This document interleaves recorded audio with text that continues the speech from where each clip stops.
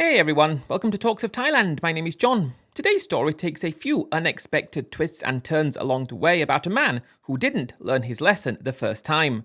Don't forget to subscribe to the channel if you haven't already, give the video a like, and let's get in to today's story. I'd been with my Thai girlfriend for about 3 months, and we both did an IQ test. It was just a random thing that we decided we wanted to do, a bit of fun before we were due to go and meet some friends that we'd been to see a few times before. We were going to be a bit early, so we thought let's kill an hour. I'd always wanted to see what I had for an IQ, and it appeared that she was interested in the same thing. We were able to find something online, and it wasn't going to be any disadvantage to the fact that her English wasn't as good as mine. It was just a normal IQ test that we'd both been able to do. I got my score back, and it came in at roughly 115. When hers came in at roughly 81, I couldn't believe it. I didn't understand that what I was seeing was an accurate reflection of who she was as a person, and the thing that she was able to do, and how she was able to be herself. It didn't mean anything to me like that. I thought it was just a bit of a backwards idea as to what intelligence meant. Her intelligence was a lot greater than I thought this IQ test was saying, and we both had a bit of a laugh and decided we'd do another one again soon, because we had some fun with it. One thing that I did get along with her very well with, we liked to play games together, which I'd never done with anybody else. Board games and things that were outdated and old-fashioned, and things that people generally didn't do anymore, like we would do. I really liked that about her, and I didn't take the fact that I always won those games, at least the ones when it came to skill every single time, as being the fact that I was more skillful and clever. It was just what it was, and she was unlucky. But we vowed, yes, let's do another IQ test soon, and have more fun.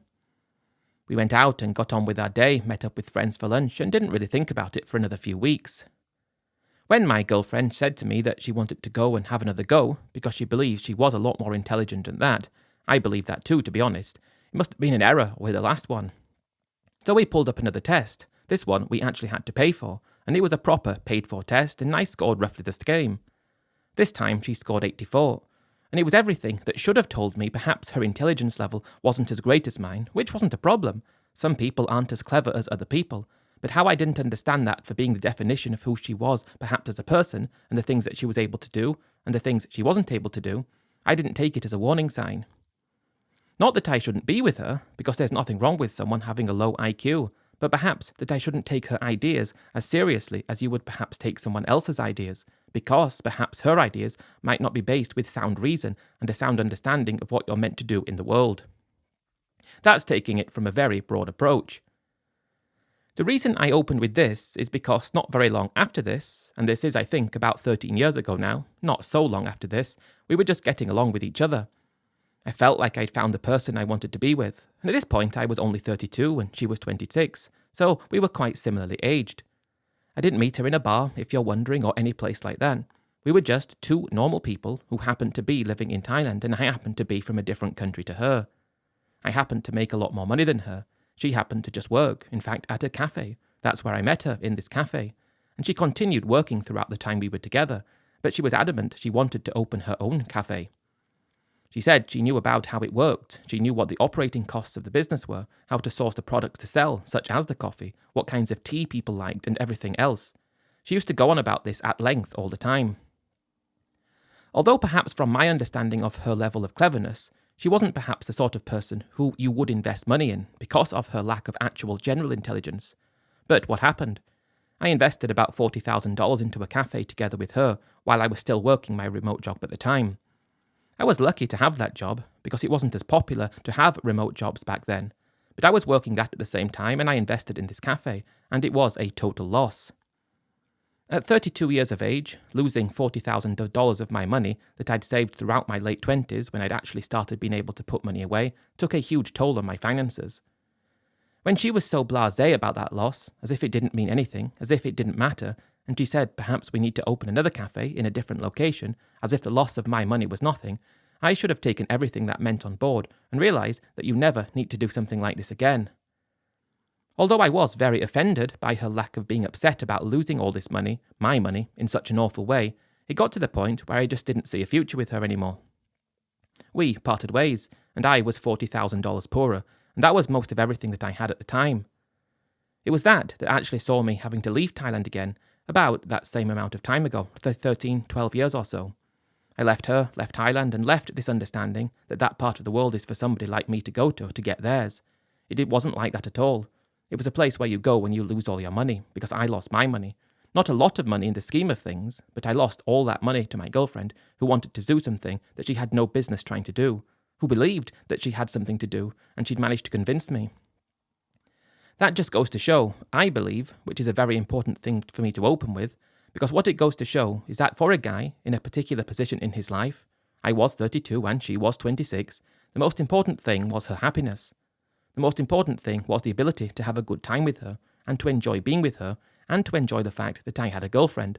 That was what the most important thing was, so you overlook all the other things.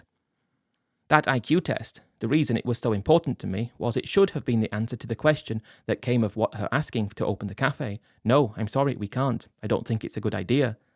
But you overlook actual, real warning signs and move ahead anyway.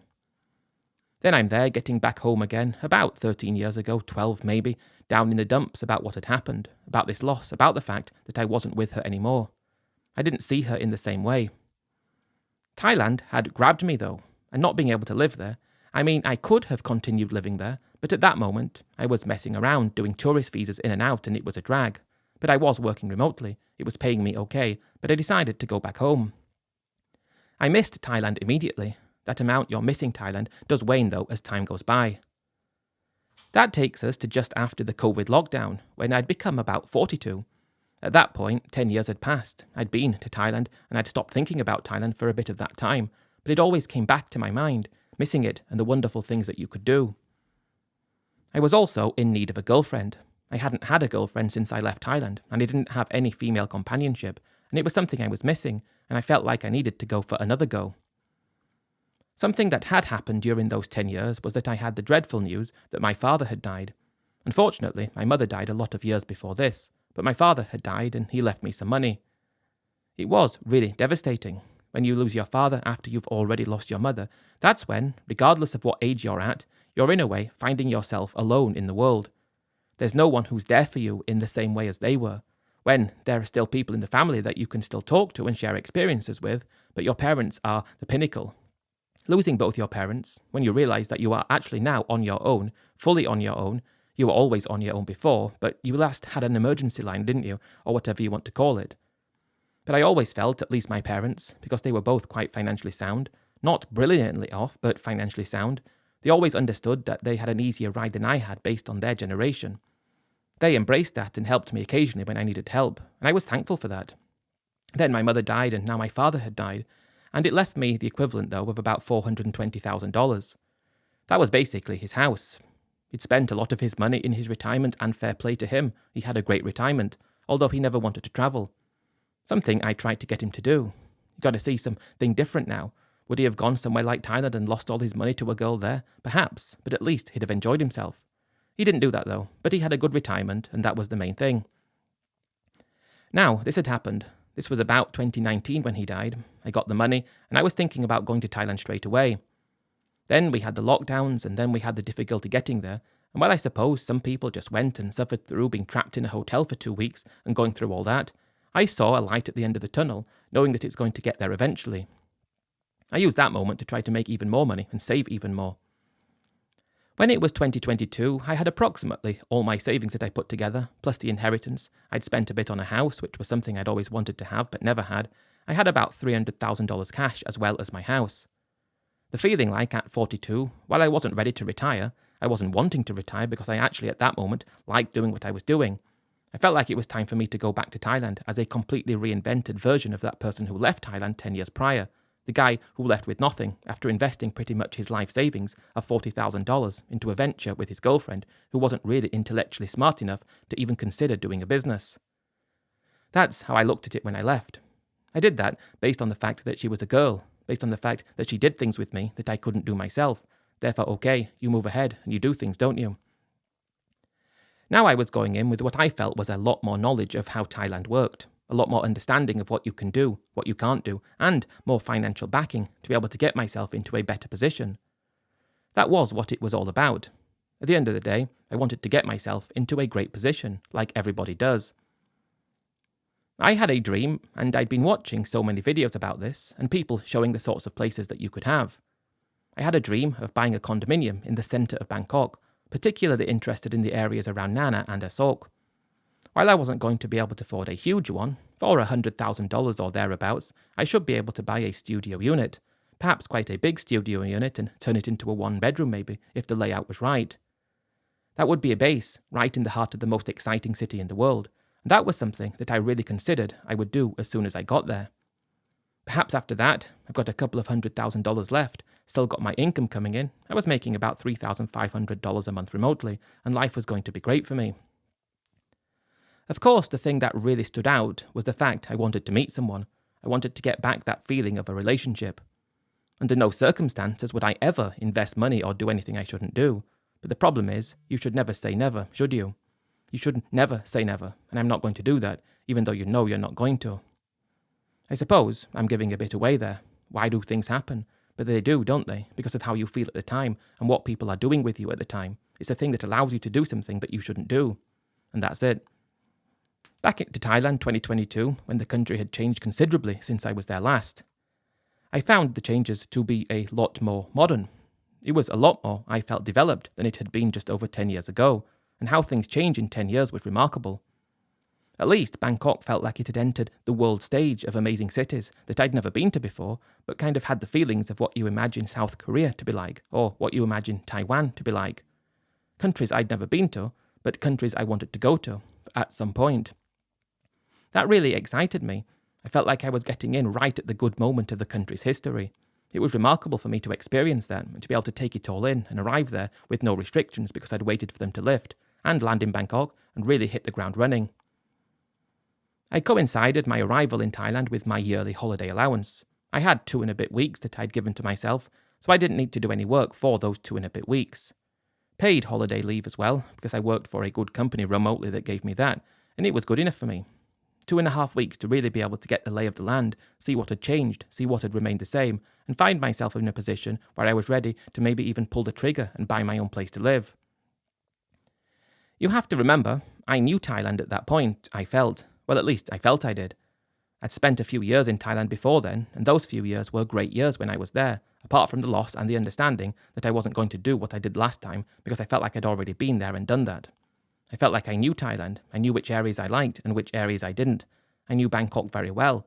I'd walked around it so many times. I knew the best places to be and the best places to avoid. I knew it all. So it wasn't like I was going in and I needed to test different areas because I already knew the areas. Before long, I mean only 3 days, I'd already found a condo that I wanted to buy. I'd spent so much time looking online at videos and different listings and reading people's experiences in buying and how to get the best prices. I picked up a condo for 2.8 million baht right in the heart of the Nana area. I think that's as broad as I want to leave it. It was in need of a lot of renovation, quite an old building, but it was a project and something I'd done on the house that I had at home. It felt like it was going to be amazing. It cost me 2.8 million, and by the end of the renovation I was about $100,000 into it, and at this point that had taken about a month. I'd been out a few times, met a few girls, but nothing ever came of anything. For whatever reason it was, although when I was there in my 30s, I never felt a draw or an affinity to the bars because it felt like I didn't need to do that. Although I didn't really need to do that now, I found myself, after I got that condo, and I'm living there during the renovation at the same time. But I found myself, just that after a hard day's work, seeing the progress of the condo, being in such a good mood. I wanted to go out and enjoy myself and experience lots of different things. I'd head off down to Sukhumvit Road, about 300 to 400 metres away from my condo. Of course you'd be hit with all the girls on the street, asking you if you want anything with them. Of course you don't, because that's not interesting. Why would you do that when you have the bars available, and things are better? So I'd walk and head to Sukhumvit Soi 7/1, Sukhumvit Soi 11, Soi 8, and all the other sois, and Soi 4 too, of course. Before long, the first time you go into a bar, you are a bit uncomfortable, just a bit, but it's great at the same time. Then you think, I'll go again in a week or two, but you don't, you go the next day. And what I'm trying to get at is, by the time I'd been in my own condo for a week, I'd already met this girl in one of the bars on Sukhumvit Soi 11/1, who I just felt was the answer to all my problems, although I didn't really have any problems in my life. I didn't need to be with a girl like that, but it felt like she was the answer to my loneliness. She was 23 years old, she was from Buriram in Isan. She said she was working in Bangkok, again, the same old, She had a kid, she wanted to look after him the best she could. Family was taking care of him at the moment, and she was doing the financial lifting of that. I don't know what it was about her, but I took a fancy to her straight away. I felt a bit of pity for her too, although it wasn't pity like I wanted to save her, because I'd read about all of those people wanting to save girls from the bars and that wasn't me. But I felt pity for the fact that she wasn't able to spend time with her kid. I knew girls before, lots of them, even my girlfriend who I'd met in the cafe, who convinced me to somehow, despite her lack of intelligence, to invest in that cafe. She had a kid, and I felt pity for her too. I don't know what it was. I just felt like if you're meeting a girl who has a kid, she's going to be a lot more outgoing and a lot more forthcoming and a lot more willing to please because she's got big stakes. She's got things on the line that she needs to do, so she needs to be able to do things right. Perhaps that might be a bad example, because I did meet a girl after I'd met her, because we weren't serious yet, who I liked, and she didn't have a kid, but I felt like she was a lot more carefree. She was a lot more wanting to go out with friends when she didn't need to, a lot more wanting to not see me and go and see friends.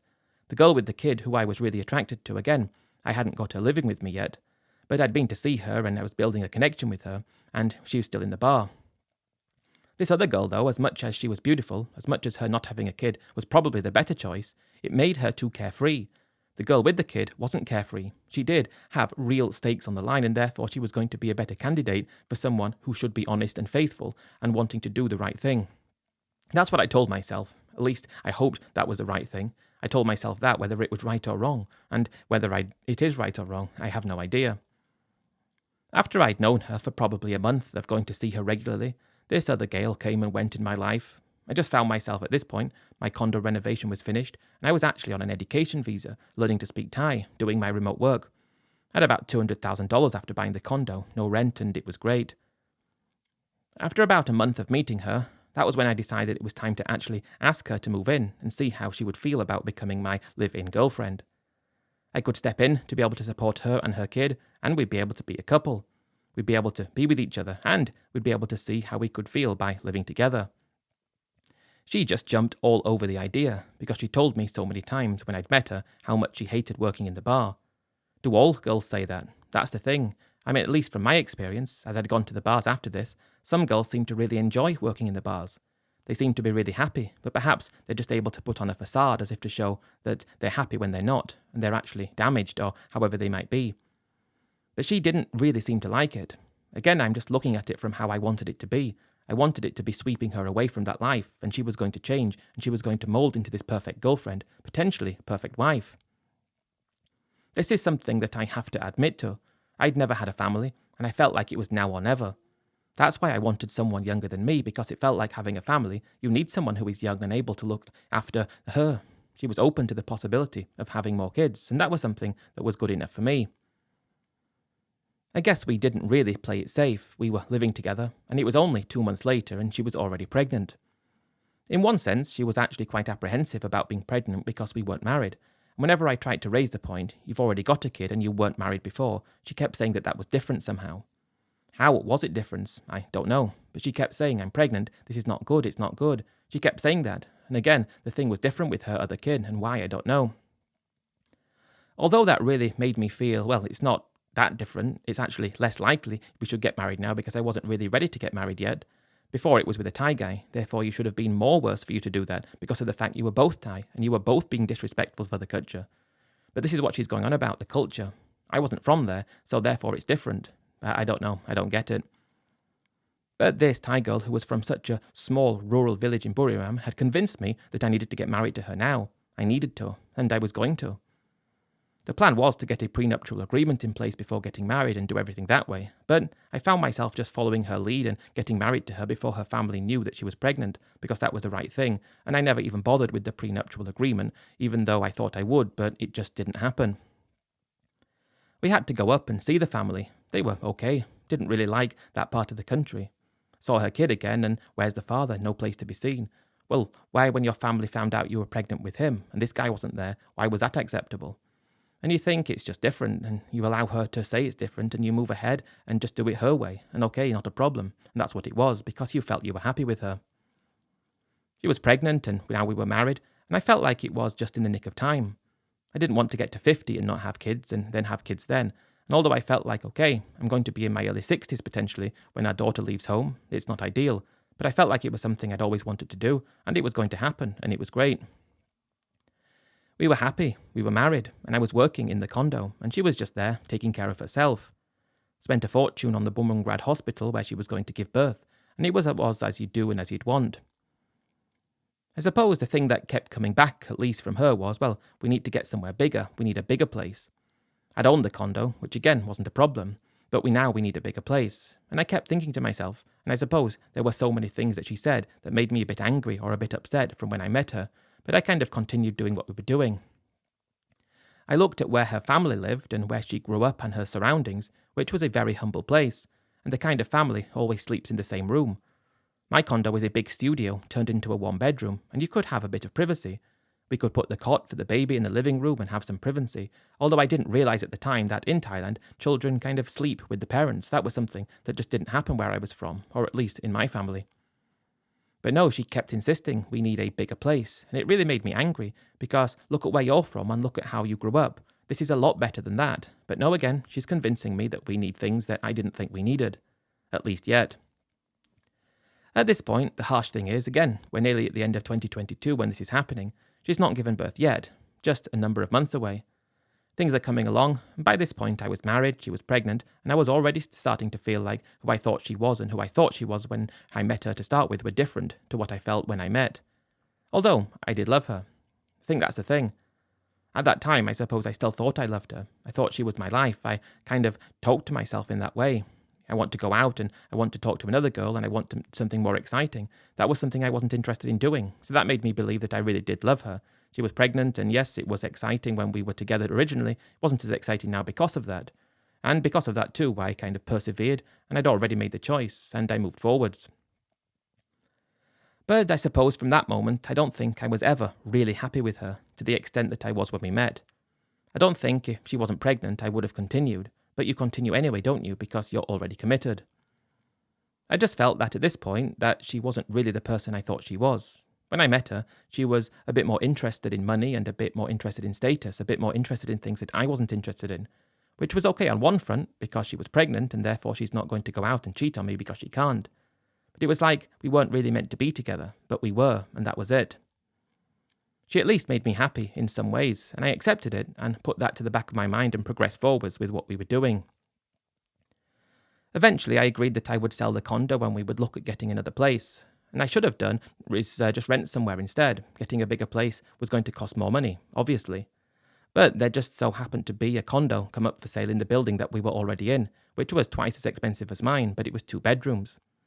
I looked at it and the fact that, well, I can sell this one and buy that one, and I'll still have $100,000 left. I'm still earning decent money, over 100,000 baht a month, which is more than enough money to live. And let's do that. Basically, it was about 3 months after our daughter was born when we had a different condo. We'd managed to get it. We'd managed to sell my condo. I took a small loss on it to get rid of it quickly, to get the capital available to buy this other place. We were now living in a small 2-bedroom unit in the same building, but it belonged to us, and life just felt like it was coming together. And because our daughter was born, I was overlooking all the negative thoughts I had about my wife before she was born, because it just felt like it brought us together. We became very happy together, and now I was a father, and it's great, and everything felt like it was making me happy. I was upset I couldn't introduce my parents to my daughter because they weren't there anymore, but even still, it did feel like it brought us together in a way, which felt like we weren't drifting apart anymore. It's great now, everything's great, and I'm happy again, and she seems happy, and she's looking after me and looking after the baby, while I'm working hard and putting in extra hours. I think I was making around 150,000 baht a month at this point, trying to save about 50, spend 100, and it was working quite well. I think this was not quite 2024 yet. Our daughter was healthy, everything is going on there well, and she was being a good mum. She said that someone in her family, her cousin, who had just turned 18, wanted to come and live in Bangkok, wanted to try and meet someone too. She didn't want to go to university, didn't want to follow in the footsteps of the family and become a farmer, which was understandable, because why should she? She said, though, she can come and live with us and perhaps look after the baby for a little bit of time, and then my wife can have some free time and she can start thinking about working. That's what she said. She wanted to work. She wanted to do something. I again didn't look at the fact that I met her in a bar, therefore she wasn't capable of doing any other sort of work, because if she was, she would have been doing that instead. I didn't think about it that way. I just thought, yes, she's going to do some work. Again, not thinking it was going to be her deciding to do something and that would require me to invest any money because I wasn't that guy anymore. I'm not going to do that, am I? I'm not going to invest any money into anything because I'd made that mistake before, which saw me leaving Thailand over 10 years ago. I agreed that her cousin could come down and stay with us in our daughter's room, although our daughter was sleeping in our room now because that's what they seemed to do in Thailand, something I found strange, but I accepted it for what it was. But she could have her room. And never mind, it was going to be okay, I accepted it. The room was available, so her cousin could stay there. I'd met her cousin before a few times, although I couldn't really remember her, never really spent time talking to her. They was living a bit of way away, so perhaps I hadn't seen her that often. Could remember exactly which cousin she was talking about because she had quite a few different cousins and sisters and brothers. We'd been there to visit in the family a number of times. Wasn't bothered either way. If that's what she wanted to happen, I was prepared to do it. I agreed I'd give her 10,000 baht a month to look after our daughter, and she'd be a full-time carer, full-time nanny. Then my wife can explore getting a job, and I was thinking, even if she's only going to get 10,000 baht a month from her job, I thought that was just a basic job. At least it's going to cover the cost of the nanny, and we can continue putting money away and continue building our great life.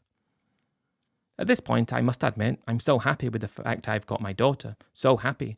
My wife is happy and our daughter is happy, and that's the main thing, isn't it? Everyone is happy. We also toyed with the idea of having her son move down to live with us, but she said she would be better for him to stay in the village.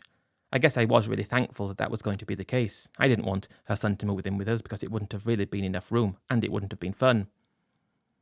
Her cousin comes down on the bus to meet, and again asked if I can go and pick her up from the bus station together with my wife. We had a car at this point, and that was one thing. I have to say it as it is. I don't really understand why we needed that car. Public transport's only a few hundred meters away from the condo building, and you can go almost all over the city. And if you can't, you can go on Grab, which is very cheap. But for her, having a car was important. And I suppose even for me, it felt good as well. When you're in Thailand and you're driving your own car, it does make you feel something special. It really does, I'm not going to lie. I didn't mind if I had to sit in traffic for a long time because it felt good. It felt different to having a car at home. It really did, and I can't put the finger on why. Maybe I'm just trying to justify paying 1 million baht for this car. We went to pick her up from the bus station, and she was there, and I must admit she was stunningly beautiful, really beautiful. I couldn't believe how beautiful she was. My wife was beautiful too, but nowhere near the same. And she's there in the back of the car, and I'm driving, and I'm looking around and thinking, she's going to be living with us. That's interesting. But thinking again, she wants to meet someone. That was the idea. The plan was, if she meets someone, she's not going to be able to look after her daughter, so how is it going to work then? How is she going to have time to meet someone? I was saying this to my wife, and she just said she can stay with us for a bit of time. She's never been to Bangkok before. She's inexperienced. She's never done that before, so we'll have to be there for her to make sure that she's okay and she doesn't make any stupid mistakes. So we arrived back at the condo, show her the room. She's happy. Doesn't speak a word of English yet, but it was interesting. She seems to really dote on our daughter, very gentle, very considerate, and life continues from there. I don't really think much of it, apart from the fact that this girl is beautiful, living in my condo, or our condo, because it belonged to both of us. My wife starts looking for jobs, at least I thought she did. Turns out she wasn't looking for jobs at all. Turns out she was looking for something to start. She wanted, I found out a couple of months later, to open a hairdressing salon. Why she wanted to do that? Because she said she knew lots of girls that worked in the bars around there, and it was only where we lived, less than 1 kilometre away. Probably half a kilometre away from the bar where she worked, where we lived. She knew lots of girls around there who liked to do their hair before they went to work, and she thought it was a good idea.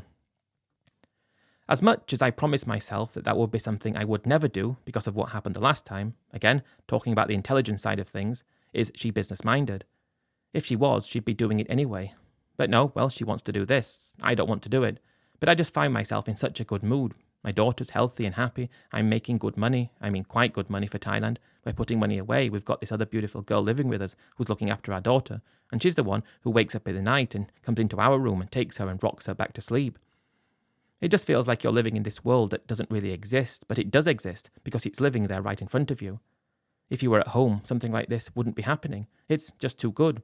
I suppose it's that excitement that you're living together with your wife, together with the fact that your daughter's healthy and happy, and you want her to have a good future, that you convince yourself that you're going to invest into this business that she wants to do because it's going to work.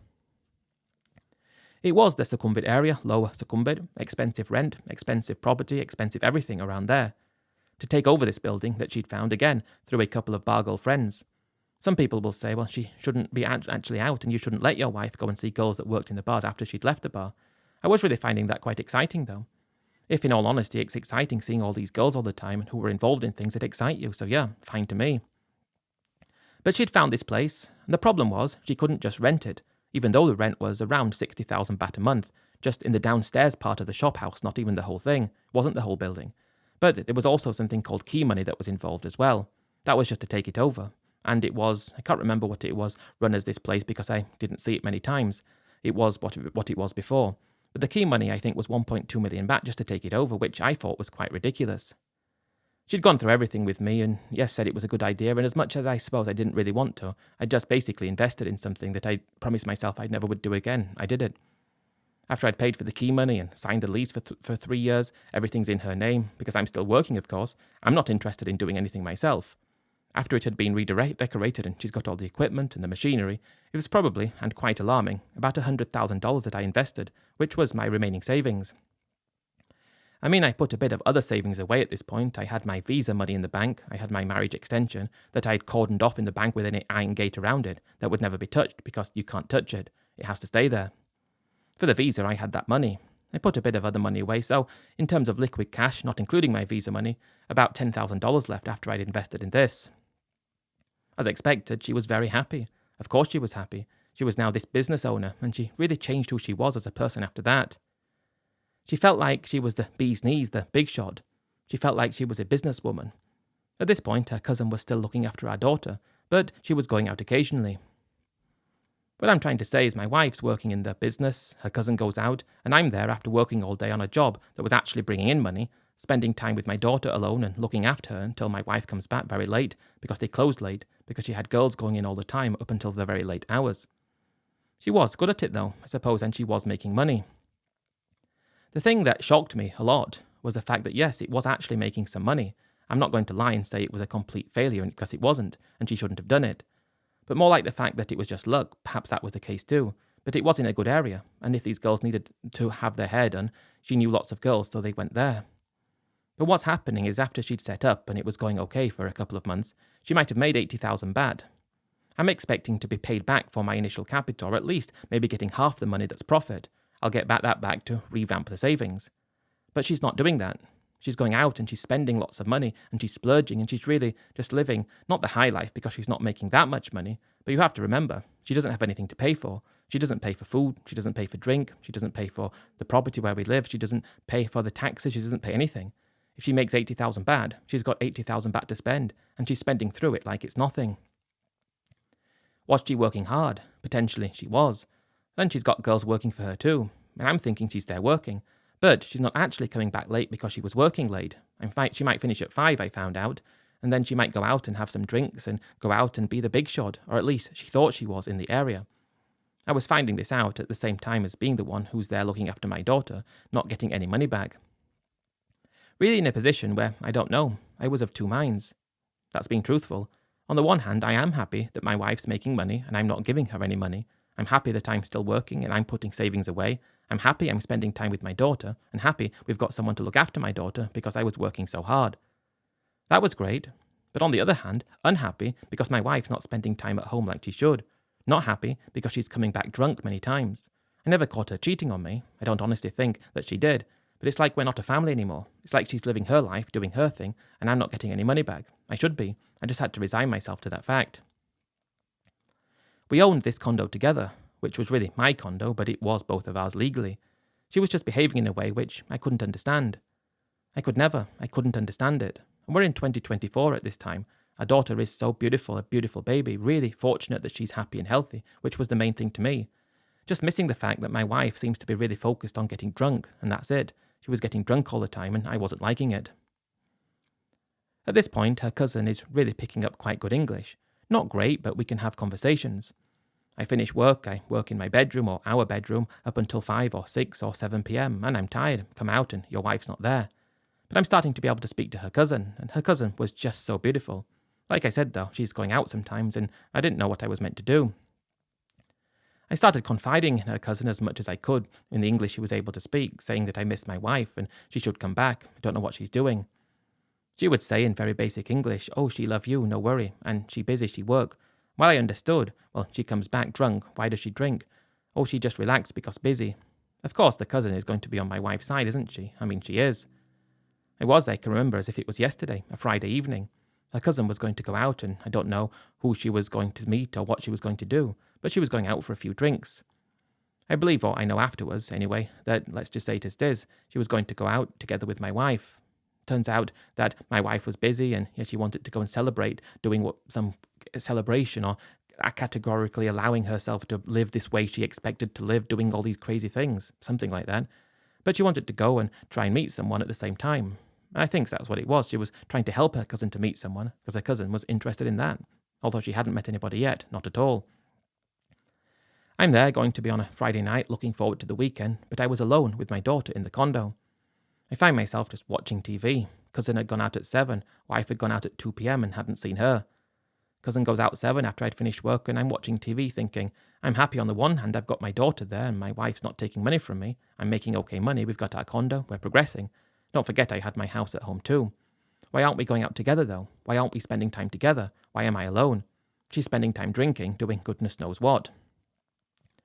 I went to bed about 11 and put my daughter to bed before that, and I was woken up probably about 1 by my daughter. Nobody's back yet, never mind. I thought it is what it is. I'm starting to think to myself, I'm going to have to put my foot down and set some proper boundaries for my wife because it wasn't acceptable. This was an everyday thing. Although usually her cousin would be there to look after my daughter because she was being paid to do that, she wasn't there yet. So I'm watching TV again, couldn't go back to sleep, daughter on my lap, falls asleep. Half an hour later the door opens, thinking finally my wife's back. But it wasn't my wife, it was her cousin, and she was extremely drunk. Where's my wife? Oh, she friend. She still drink with people, she party. Party? Why is she partying? She got a daughter at home. That's the thing. She had a daughter at home, and it was like she didn't care. Then I'm thinking, well, she left her son too, didn't she? I'm thinking, well, can you tell me where she is? And her cousin was drunk. And no, she just in club. Don't worry, she comes soon. I asked if she with someone else. No, with someone else. She with friend. Of course, she had lots of friends. She knew lots of girls that worked around there, and she felt like she was one of the big shots for being able to pay for the drinks, and that's what she was doing, paying for drinks for people because she was working and making good money. Maybe she was in her mid-20s, so she wanted to do that, but she had a child. Most people who have children in their mid-20s settle down and accept it for what it is, but no, she wouldn't. I was really upset, and her cousin could see I was upset, and she was really drunk, and I have to say, really drunk. She said, oh, don't worry, I take care of you. I put baby bed. And she said, yeah, okay. She was drunk, so I said, no, it's okay, I'll put her to bed. I didn't want her really holding her because she might have dropped her. I was quite worried. And I walked over to the fridge after I put my daughter to bed, and her cousin, who was drunk, and I shouldn't have done it, but her cousin said, oh, I like you too. I like you. I don't think she knew what she was doing. At that moment, though, I just felt like I needed companionship, and I felt like I needed to have someone, like I needed love, and yeah, it is what it is. I miss my wife because she hadn't spent time with me in that way for probably a month, just busy, or not really busy, just getting drunk all the time, wakes up in the morning hungover and she wasn't fun. And although her cousin was drunk, I allowed it to happen because I wanted it to happen, and it was strange after that, it really was, but I didn't want it. Now I'm thinking, well, this girl seems to look after me better than my wife. I'm trying to think to myself, even that first night, perhaps I just have to divorce my wife and I'll stay with her cousin instead. As stupid as that sounds, I knew that wasn't going to be a thing. From that moment, the following morning, my wife was already back and her cousin looked very sheepish and very alarmed around us. I wasn't going to say anything, and it appears that she wasn't too. When my wife left at 2 p.m, just to go out again, it was awful thinking that she's going to come back drunk much, much later on again. Her cousin said she was sorry and she didn't mean it, and I said never mind. That was that. One thing it did give me was the understanding that my wife wasn't really behaving like she should. She wasn't behaving properly. She really wasn't, and it was awful. It was awful to understand that she was doing what she was doing. It was that same month when everything came to a head, and I told her how upset I was with her, and told her how angry I was, and it wasn't right. But she just said, oh, I busy, I working, I see friend, I have to take care staff, I have to take care people who go place. I make money, give money. It's like everything's good for her, but it wasn't. It was just a shocking situation. I'd done what I promised I would never do, and it had gone wrong, but it hadn't gone wrong in the same way that it had before. It had gone wrong in a different way. It wasn't losing money, it was losing my wife. It's crazy, and it was really aggravating. Her cousin's still looking after our daughter, and I don't know how I had such courage. I suppose it's not courage, is it? When my wife goes again and again and again, I just said to her cousin once, how would you like to stay with me instead? Expecting her to say okay. Her cousin looked at me as if to say absolutely not, then, well, I shouldn't have said it. And that drew a huge wedge between us because now it felt so awkward when she was there, and I'm in a really desperate situation. I thought that she was going to work, and it didn't, and I'm there thinking, well, she wasn't about to do that, was she? She wasn't stupid. Okay, when she was drunk, that's one thing, and I took advantage of that, and maybe I shouldn't have done. But even still, it's not going to work. I tried to apologise about it and say don't worry about it, but there was now a strain between us, and she starts going out more with my wife all the time. They're both going out together, and before long she's not living with us anymore, and she's gone to work in the same bar that my wife worked in, just like that, as if it was nothing. Okay, a new bar girl in the family, and I think she was not forced into it, but she was shown that this is the best thing to do. You can make money, you can be independent, and she just went to work there. At this point, my wife and I are not speaking really, and I told her and gave her an ultimatum. I want you to either fix things or not. She chose to continue going out. Luckily though, I managed to get custody of my daughter after we got divorced. Unluckily, I'd lost the entire investment into that business that she did, all of that was gone, and we had to share the condo money, which was ridiculous, because we shouldn't have done that. But I agreed to it, just to get it out of the way. I'd lost $200,000 in that relationship, but I had custody of my daughter, which was the main thing. It was now a question of, well, what do I do now? This was about the end of 2024, and I needed someone to help me look after my daughter, because I was working very hard in order to sustain our time together. We were financially okay, even though I lost a lot of money, and my ex-wife had absolutely no interest in her at all. I suppose I should be thankful for that, because it allowed me to be with her. At that moment, I was still convinced Thailand was where I belonged. My daughter was Thai, she was Thai as well as my nationality too. I was convinced that Thailand was where we belonged, and I managed to find someone to look after my daughter. I moved into a rented place, and I worked, and I allowed myself to go out every few days, again stupidly to try to meet someone. Where would I want to meet someone? In a bar. Why? Because it was just fun. At this point, I'd found out that my wife's business had not collapsed, but she decided to close it. Now she had millions of baht out of me from the condo sale, or half of it, and she managed to sell the business, and she had about 6 million baht, I was led to believe. I kept going to different bars, and my ex-wife left Bangkok entirely. Don't know where she went, but it didn't matter. Her cousin's still working in that bar, and I wanted to go back and see her again. And I see her cousin, and she knows we're divorced now, and I felt like, I don't know what it was. I just felt like in a way I was getting one over on my wife by going to see her cousin.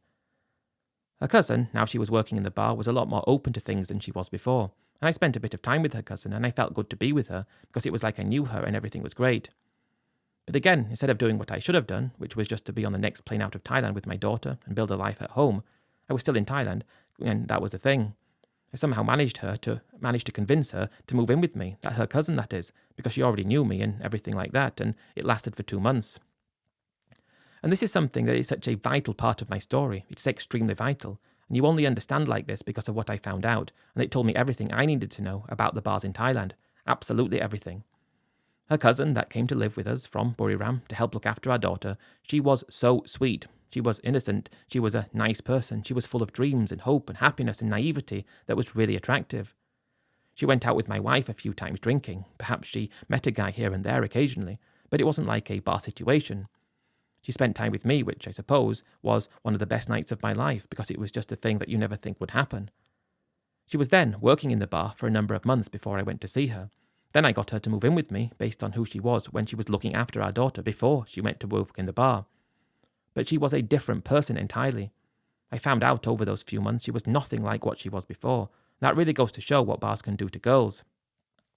It was alarming how she changed in such a short space of time. It was like there was a wall built up in front of her between real intimacy and real affection and real things. It was as if she didn't know that there was a wall there.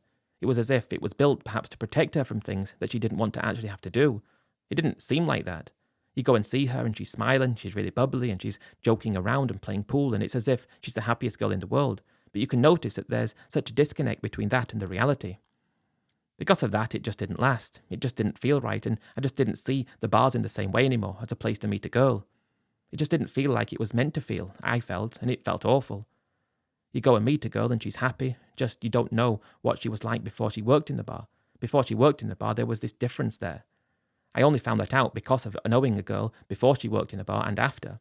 When you meet a girl in a bar who you haven't known before, it's like you can't understand that there is a wall there or there is something there because you don't know what she was like before. It really is quite shocking to witness.